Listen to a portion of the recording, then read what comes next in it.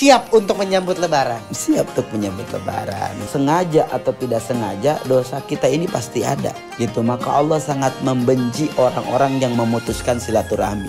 Kita sebagai manusia lebih baik meminta maaf duluan ya. Minta maaf daripada dong. kita menunggu-nunggu nih. Imannya makin meningkat, takwanya makin meningkat, Lebih mukanya soleh, bercahaya. Iya. Kenapa coba? Karena Kena lampu.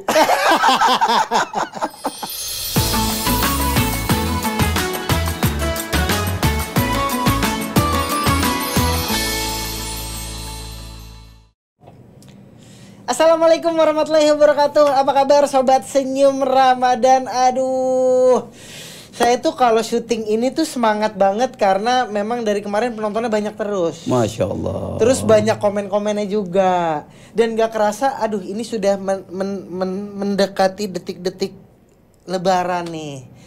Kita harus berpisah, tapi sebelum itu aku akan mengajak sobat senyum Ramadan tentunya untuk mendengarkan apa ilmu yang akan kita bawa hari ini menuju ke Lebaran nanti.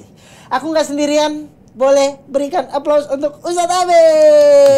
Ya Allah. Apa kabar Pak Ustadz? Alhamdulillah sehat, ya berkah dan Masya Allah kerinduan buat Ramadan ini masih terus keingetan. Aduh, Masya nggak kerasa ya, tapi bentar. Kayak baju baru nih. Alhamdulillah. Baju baru Alhamdulillah untuk dipakai di hari raya. Tapi katanya itu juga ada ininya ya Pak Ustadz. Ada hukumnya juga katanya kalau ilmu baju baru ya. Betul. Karena kan dalam sebulan itu puasanya full, hatinya juga bersih, betul. Imannya diperbaiki, baju baru itu ada spiritualnya begitu lah Pak Ustadz ya. Betul. Pak Ustadz, kali ini aku pengen Lebaran nanti sucikan hati dan mempererat silaturahmi. Masya Allah. Jadi aku pengen nanya-nanya tentang baiknya seperti apa setelah nanti kita sudah Lebaran Pak Ustadz. Baik. Bismillahirrahmanirrahim. Assalamualaikum warahmatullahi wabarakatuh.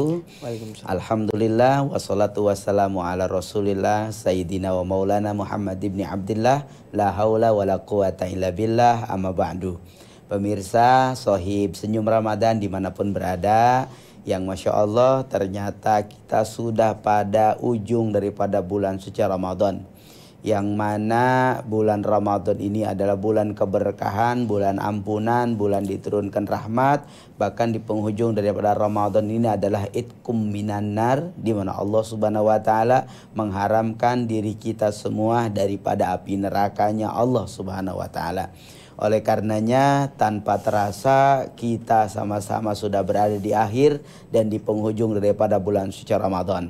Tentunya mumpung ini menjadi ujung daripada bulan Ramadan, masih masuk pada bulan Ramadan, kita minta kepada Allah Subhanahu wa taala agar di ujung dan di akhir daripada bulan Ramadan ini kita bertambah keimanan, bertambah ketakwaan, bertambah amal soleh, sehingga pun apa yang telah kita jalani di bulan Ramadan ini, tentang yang pertama arti menjaga hati, bagaimana hati kita harus bersih. Selama di bulan Ramadan kita mendidik hati kita agar tidak pernah hasud, tidak pernah dengki, tidak pernah takabur, tidak pernah iri kepada orang lain, sehingga pun setelah Ramadan jangan pernah berubah dari keadaan yang sudah baik ini. Di bulan Ramadan ini pun mengajarkan kepada kita untuk tidak membicarakan orang lain, menggibah orang lain, menggunjing orang lain, melukai hati orang lain. Kalau Ramadan sudah menjadikan pendidikan kita untuk bisa menjaga itu, maka Ramadan berlalu kita tetap terus mampu bisa menjaga lisan kita.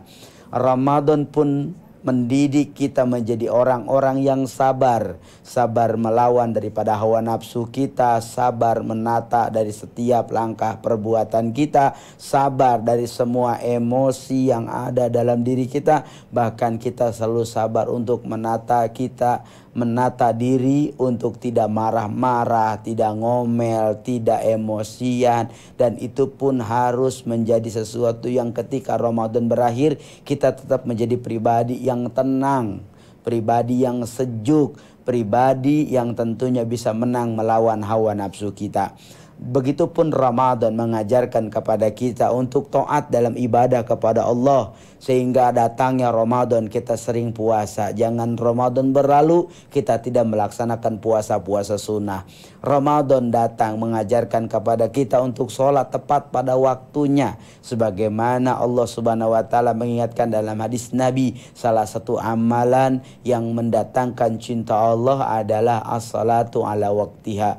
Sholat tepat pada waktunya. Dan Ramadan mengajarkan kita untuk selalu menjaga sholat kita. Maka setelah Ramadan berakhir, jangan sampai sholat yang sering kita laksanakan di bulan Ramadan ini, yang pada akhirnya di bulan-bulan yang lain pun tentu harus kita jaga, sebagaimana kita menjaga di bulan Ramadan yang penuh kemuliaan.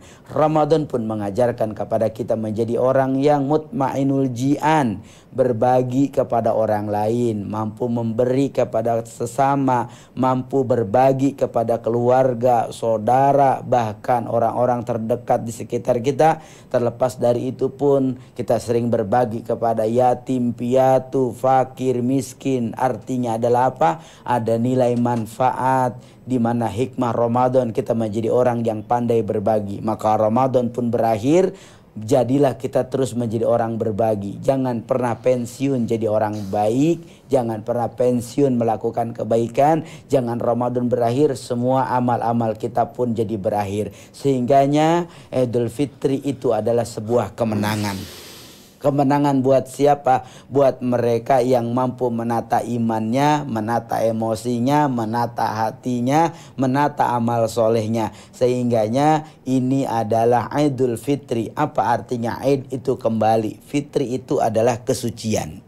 Jadi orang-orang yang kembali setelah berpuasa 1 bulan penuh, lalu Idul Fitri, dia masuk pada Idul Fitri, hari raya kemenangan, yang artinya hari raya kemenangan ini Id, kembali, Fitri, kesucian, kembali kepada kesucian. Maknanya orang-orang yang telah melewati puasa Ramadan selama 30 hari, dia menjalankannya taat kepada Allah, dia menjalankannya dengan keimanan, maka makna Idul Fitri, kembali kepada kesucian, itu adalah Allah ampuni dosa-dosa kita semua. Amin ya rabbal alamin. Amin, amin ya rabbal alamin. Sangat luar biasa sekali. Tapi Pak Ustadz Abe, saya ingin bertanya bahwa kadang-kadang kita di bulan Ramadan khususnya Lebaran, kita tuh sering melupakan esensi Lebaran. Benar. Sebenarnya esensi Lebaran ini apa Pak Ustadz? Jadi esensi Lebaran itu, Idul Fitri itu laisal Id liman labisal jadid, walakinal Id liman ta'ata tazid. Apa kata dalam keterangan ini? Bahwa tidak dikatakan Id kalau cuma hanya baju yang baru. Itu identik dengan baju yang baru, itu adalah sebuah hal yang tidak dilarang. Boleh-boleh saja. Dan ini menjadi pertanda bahwa kita memakai pakaian baru agar kehidupan kita menjadi baru, amal kita menjadi baru, ibadah kita pun tambah baik seperti yang lebih baik dari sebelumnya. Tapi yang dinamakan Idul Fitri itu liman ta'ata tazid.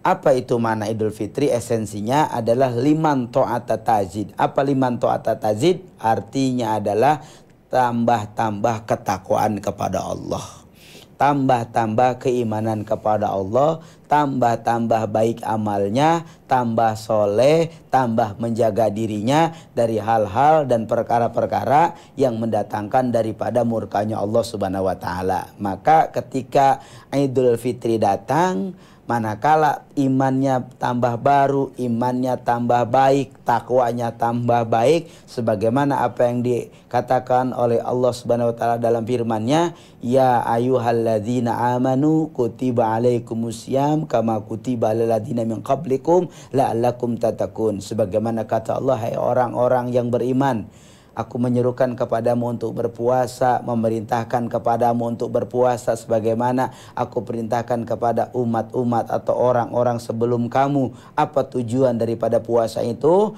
Agar kamu bertakwa. Maka saat ketika Idul Fitri, bukan pakaian yang baru, bukan mobil baru, bukan rumah baru, bukan cuma istri baru. Kenapa istri barunya ke saya begini-begini Pak Ustadz? Iya. Siapa tahu. Nih, siapa tahu udah ya. ada inceran dari sekarang. Ada orangnya. Nanti kita bahas belakang layar aja. Nah, tapi yang lebih penting adalah liman ta'ata tazid. Yang lebih penting dari semua itu apa? Adalah ketakwaan kita yang lebih baru, ketakwaan yang lebih dekat kepada Allah, ketaatan yang mendatangkan daripada cintanya Allah kepada kita semua. Ini yang terpenting. Sehingga jangan sampai hanya pakaiannya saja baru, sepatunya baru, ya. Celananya baru. Bukan itu Idul Fitri. Idul Fitri itu adalah ketika iman kita di-upgrade. Imannya makin meningkat, takwanya makin meningkat, solehnya makin meningkat. Kayak sekarang kayaknya nampak lebih soleh nih. Alhamdulillah. Masya Allah. Lebih Mukanya soleh, bercahaya. Iya. Kenapa coba? Karena kena lampu. enggak sih Pak, karena mungkin satu lampunya hari ini banyak banget. Jadi kita memang lebih terang, lebih bersih, terang, lebih terlihat seperti siap untuk menyambut lebaran. Siap untuk menyambut lebaran. Maka kata Allah, farhatani farhatun indal liqa'i rabbi. Salah satu menjadi kebahagiaan orang yang ketika ta'at tazid. Ketika Ramadan dia sudah didik diri dia menjadi orang baik, mendidik dia menjadi orang yang beriman kepada Allah, mendidik menjadi dia orang yang taat kepada Allah. Lalu ketika Idul Fitri datang, cahaya kemenangan datang, imannya bertambah. Apa kata Allah? Farhatun indal khair rabbi. Maka orang ini bahagianya nanti akan bertemu dengan Allah Subhanahu wa taala. Masya Allah. Jadi harus senang dan bahagia buat mereka-mereka yang berpuasa. Ini ada orang, maaf, puasanya enggak, bajunya baru. ada lagi kita ada enggak tuh? Mana orangnya?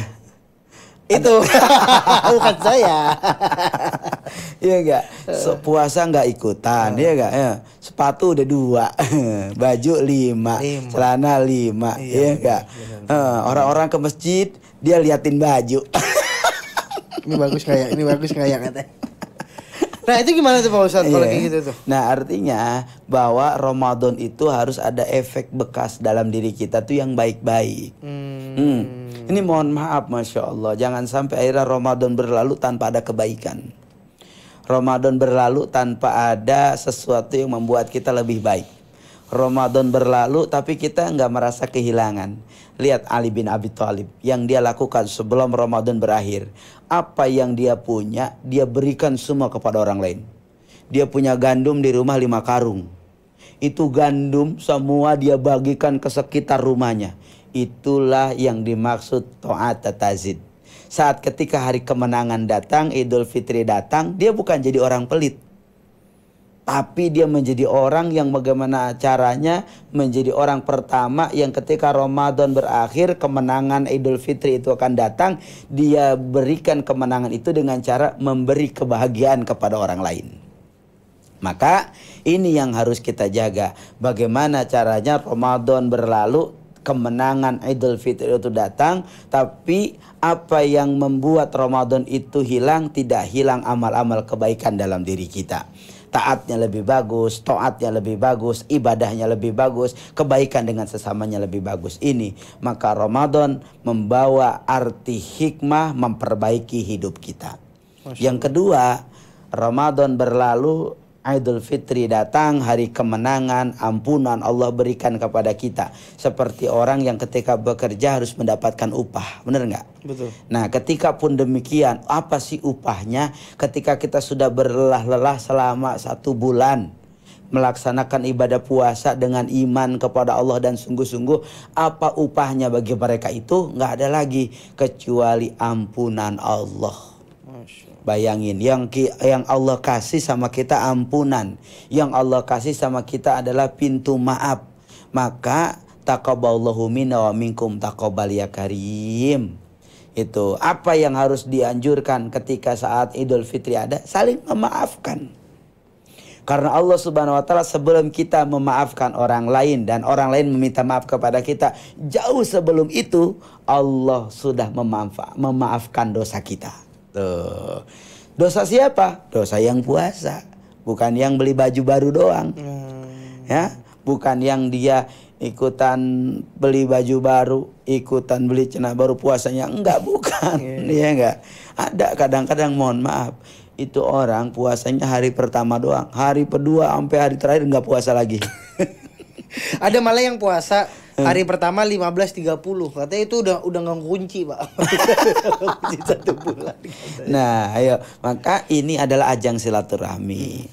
Tidak ada, kalau Allah saja memberikan ampunan sebelum kita meminta maaf dan memaafkan orang lain, Allah sudah mengampuni mereka-mereka yang bertaubat kepada Allah, yang ketika berpuasanya dengan iman dan takwa kepada Allah, maka enggak boleh kita sebagai hamba Allah tidak memaafkan orang lain. Nah, ngomong-ngomong soal memaafkan, Pak Ustadz.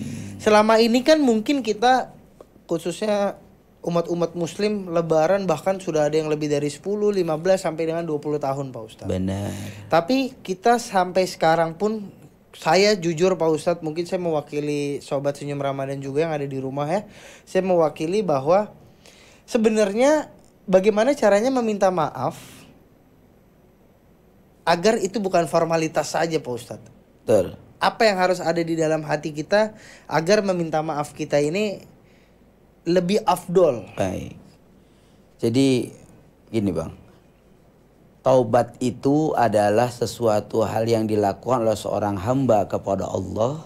Bagaimana taubat itu akan diterima? Yang pertama yang dia harus lakukan, bertobat dengan cara sungguh-sungguh. Yang kedua, apa yang harus dia lakukan? Tidak mengulangi kesalahan yang sama.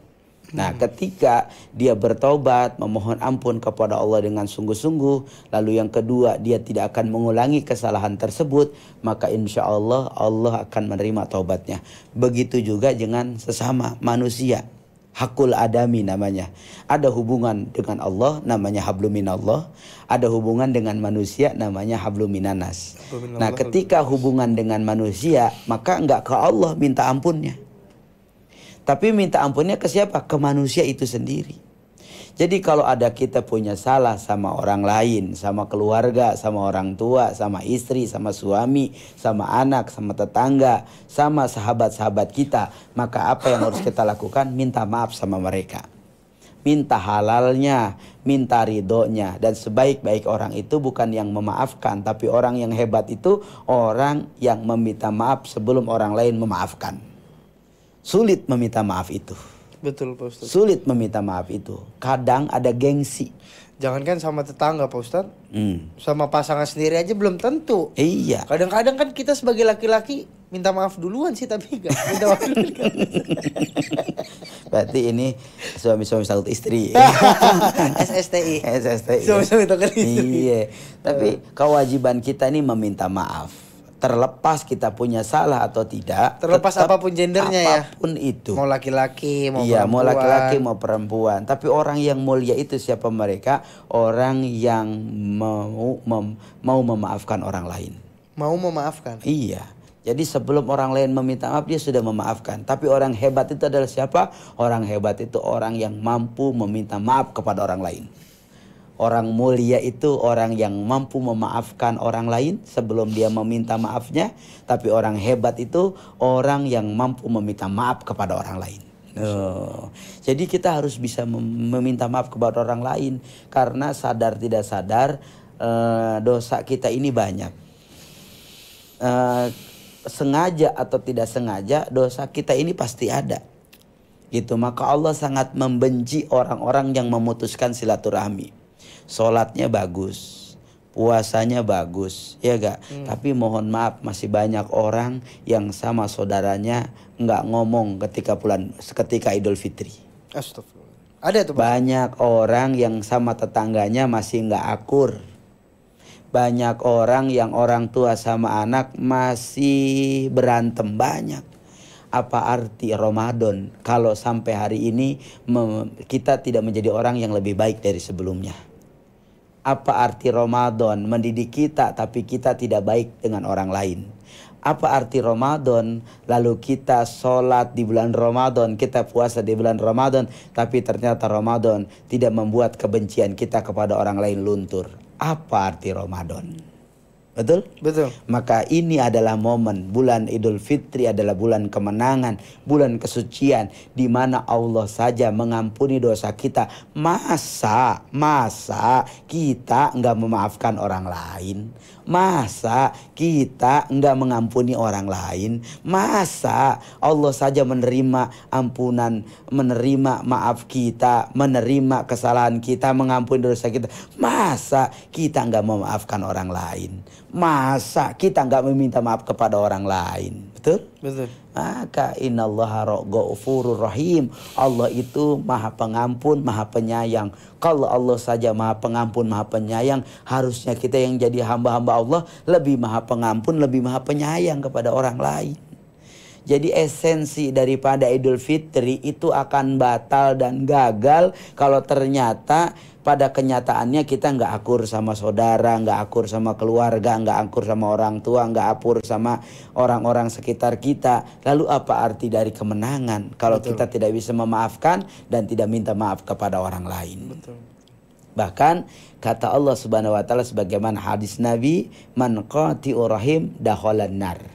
Sesiapa di antara kita yang lalu memutuskan silaturahmi dengan sengaja, maka ini orang adalah dakhalan nar, termasuk ahli-ahli neraka. Naudzubillah. Jangan sampai kita termasuk orang-orang yang demikian.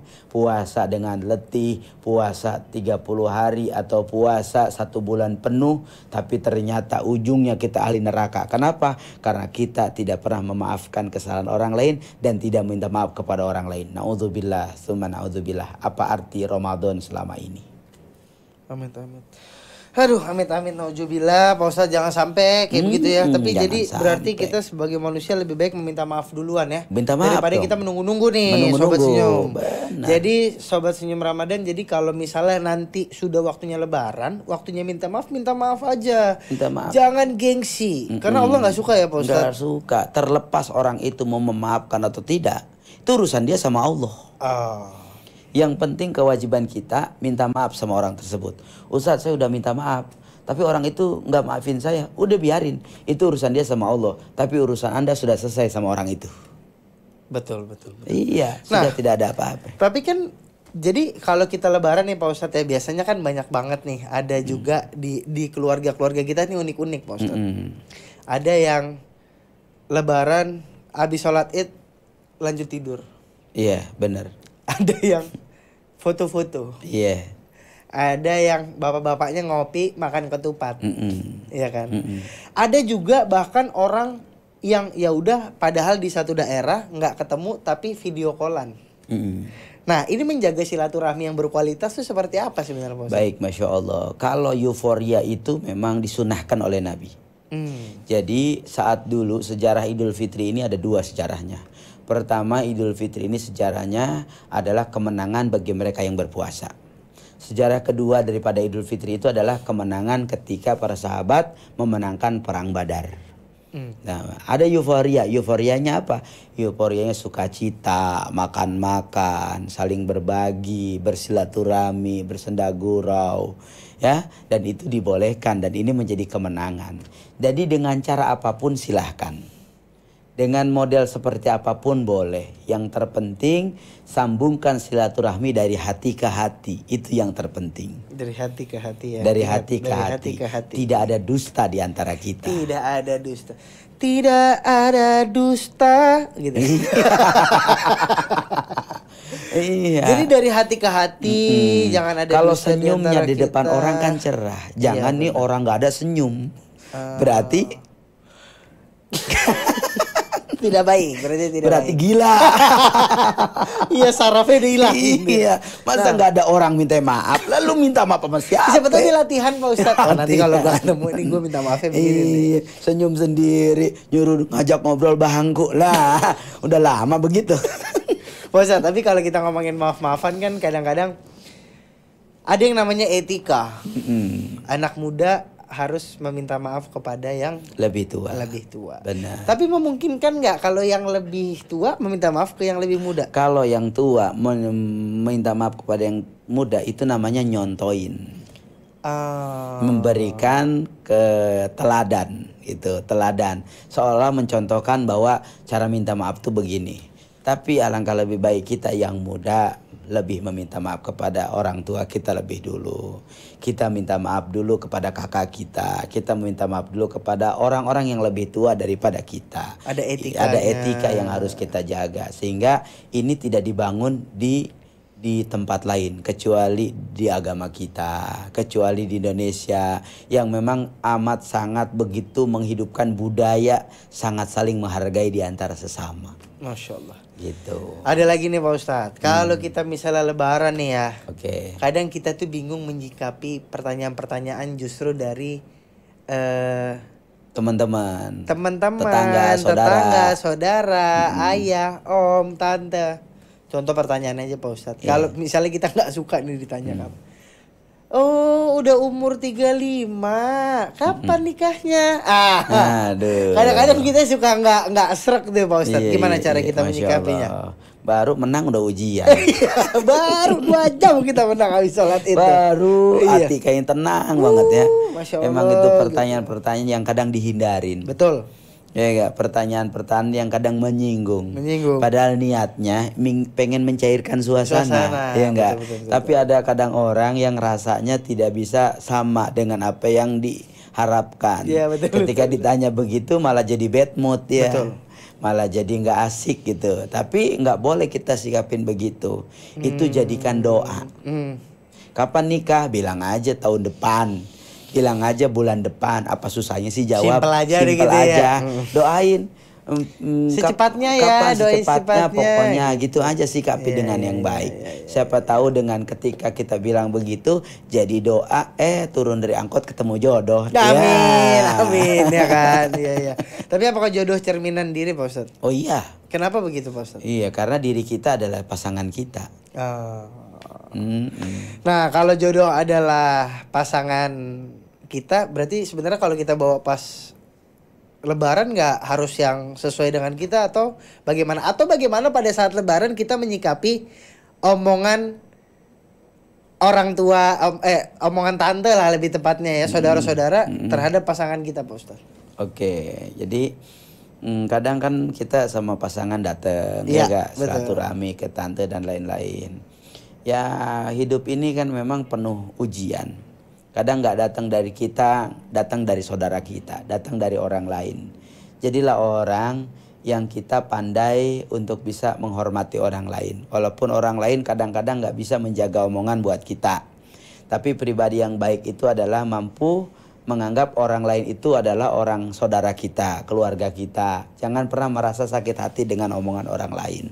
Sepanjang itu tidak menjatuhkan diri kita, sepanjang itu tidak berlebihan, sepanjang itu tidak akhirnya berdampak pada sesuatu yang besar, maka cukup senyumin aja. Senyumin aja, udah ikhlas aja kitanya. Ikhlas aja gitu. Gak usah dibikin ribet lah ya, Pak Ustaz. Kadang klarifikasi itu nggak perlu kita bahas, omong, jelasin. Cukup diem pun menjadi klarifikasi.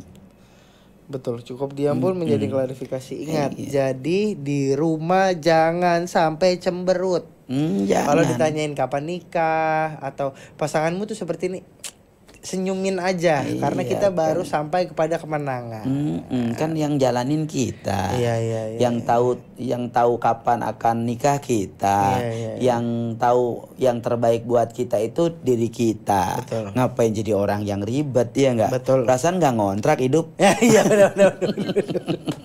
Nah, Pak Ustadz, tapi kalau kita bicara soal lebaran setelah hari kemenangan, pasti ada memang sebagian orang itu merasanya bahwa gue udah cukup nih ibadahnya. Saya udah cukup ibadahnya. Saya mau lanjut happy lagi. Benar. Itu kita menyikapinya seperti apa Pak Ustadz? Emang ada orang kadang-kadang gini, lagi Ramadannya soleh, ya enggak? Soleh banget tuh, soleh itu. Soleh bener. Beres Ramadan balik lagi Abu Jahal. Jangan pada akhirnya Ramadan tidak punya bekas. Teman-teman, jangan sampai Ramadan berlalu menjadi kita tambah buruk dari sebelumnya. Apalagi keadaan sebelumnya dengan keadaan setelah Ramadan lebih parah. Jangan sampai. Orang yang beruntung adalah orang yang hari ini lebih baik dari hari kemarin. Jadi kalau hari ini kita lebih baik dari kemarin berarti kita termasuk orang beruntung. Masya Allah. Tapi orang yang merugi adalah orang yang hari ini lebih buruk daripada hari kemarin. Jangan sampai kita menjadi orang yang demikian.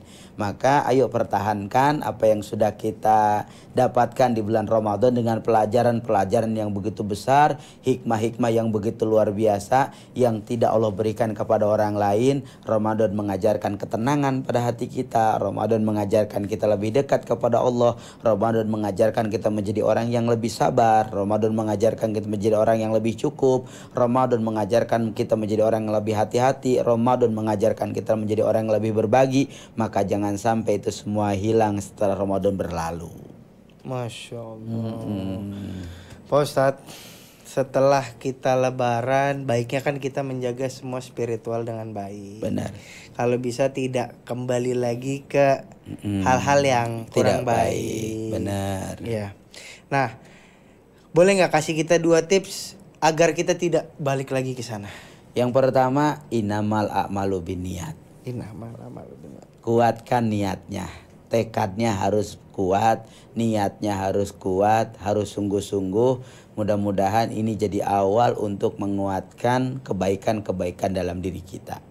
Yang kedua adalah bangun keimanan itu lebih dari sebelumnya.